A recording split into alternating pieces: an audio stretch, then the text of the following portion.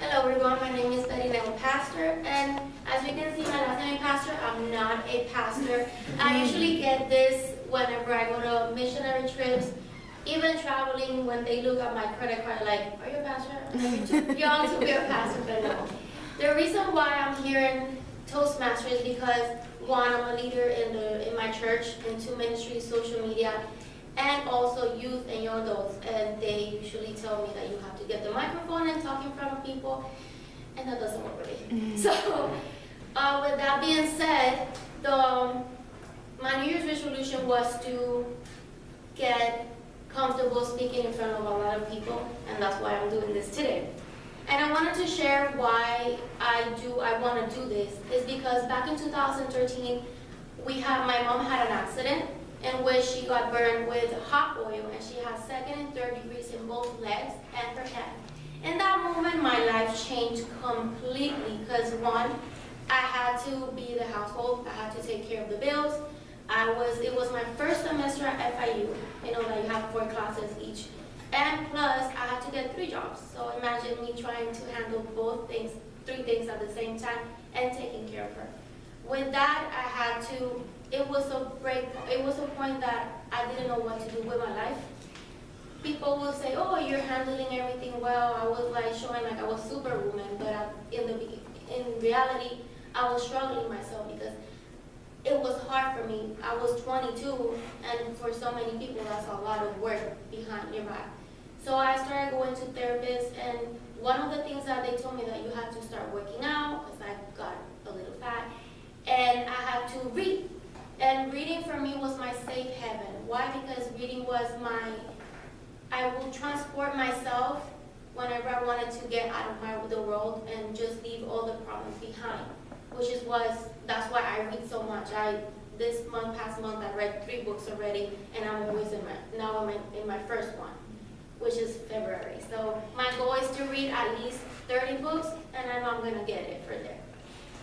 We also, since that all happened, I always tell people that you always need to have faith, and I have a Bible verse that all things are possible with God. And I always tell people, if you want to do something, just trust that God is going to give you the strength, and He will do anything possible to make it happen.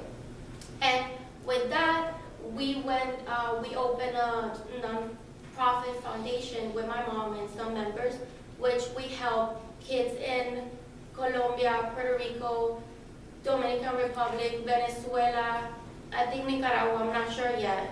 But we send them food, clothing, and whatever we can to help them. Because through that period when we were struggling, we didn't have the money to.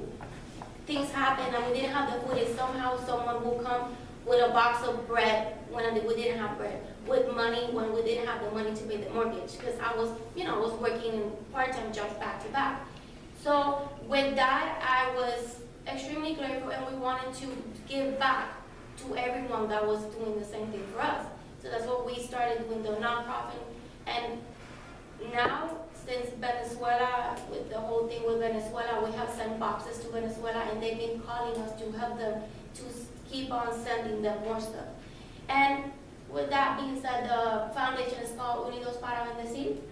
It's a small non-profit foundation, but we have touched so many people. And for me, it's great because I like seeing people going and receiving those gifts and looking at their smiles. That brightens my day. And also because I know that we have to be extremely grateful for what we have. We have clothing. They don't have clothing. Sometimes they don't even have a bed. They have to sleep in the floor. And it's extremely sad how we take for granted everything that we have. Now I journal a lot because we have to wake up and we have to say, God, thank you for we are alive, we're breathing, we can walk, we can talk. There's people that don't have that. And we are so blessed to actually have that. And that's why I encourage people, that's why I wanted to be able to speak in front of people, to motivate them, to put that seed in their head and tell them that if you have the opportunity to help other people, just do it and don't worry about the rest.